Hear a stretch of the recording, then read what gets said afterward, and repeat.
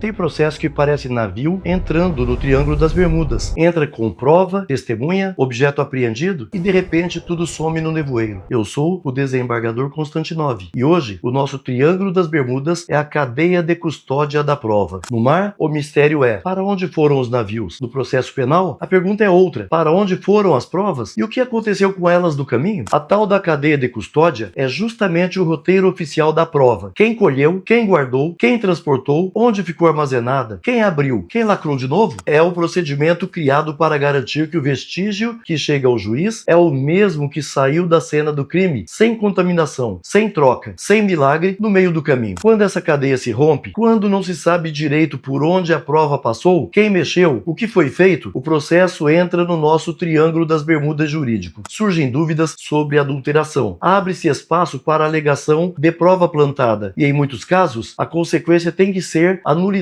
ou a desconsideração daquele elemento probatório, como defende boa parte da doutrina e já reconheceram nossos tribunais. Não é teoria de livro. O mundo inteiro aprendeu isso, por exemplo, com o caso O.J. Simpson, nos Estados Unidos. Ali, a acusação tinha um arsenal de provas de DNA, sangue, fibras, tecnicamente fortíssimas, mas a defesa atacou justamente o quê? A forma como as evidências foram coletadas, armazenadas e documentadas, apontando falhas na cena do crime e dúvidas sobre a integridade do material. O resultado todo mundo conhece: absolvição e um recado planetário para as polícias e ministérios públicos sobre o peso da cadeia de custódia. No Brasil, não faltam relatos oficiais admitindo que, em determinadas investigações, provas são perdidas, provas são furtadas, provas desaparecem e o processo não anda. A própria CPI da exploração de crianças e adolescentes chegou a registrar isso em seu relatório, mostrando como a má gestão de provas sabota a punição de crimes gravíssimos. Na era digital, o problema ganhou nova dimensão: dados de celulares, computadores, nuvens, câmeras de segurança. Tudo isso exige cadeia de custódia digital bem documentada. Quem extraiu, com qual software, se o arquivo foi copiado ou alterado. Se a cadeia de custódia digital é frágil, a confiabilidade da prova cai junto e com ela cai também a legitimidade da condenação. E há também o exemplo emblemático de um caso brasileiro em que, ao contrário, o grande debate não foi a perda física da prova, mas a própria ausência do corpo da vítima. O homicídio de uma mulher ligada a um conhecido jogador de futebol, em que se falou que ela teria sido morta e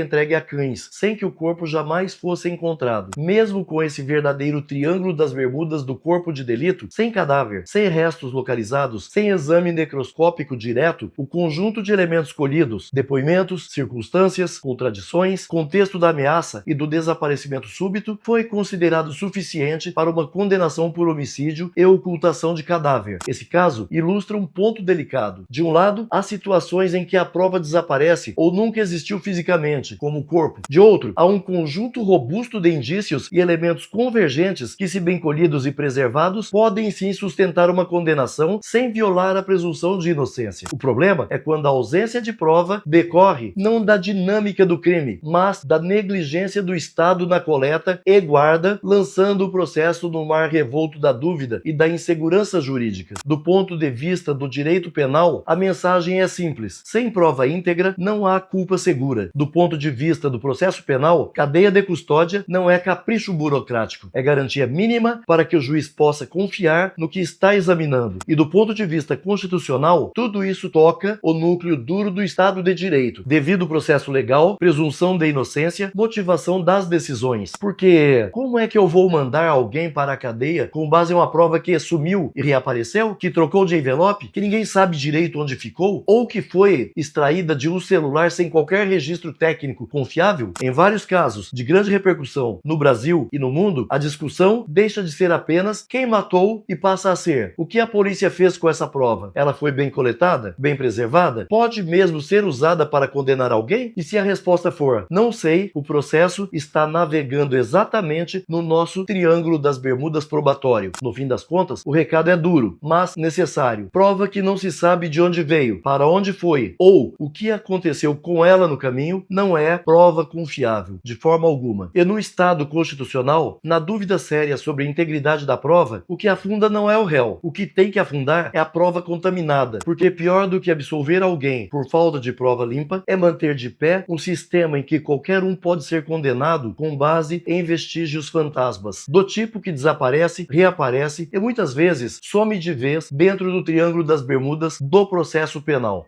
Muito obrigado.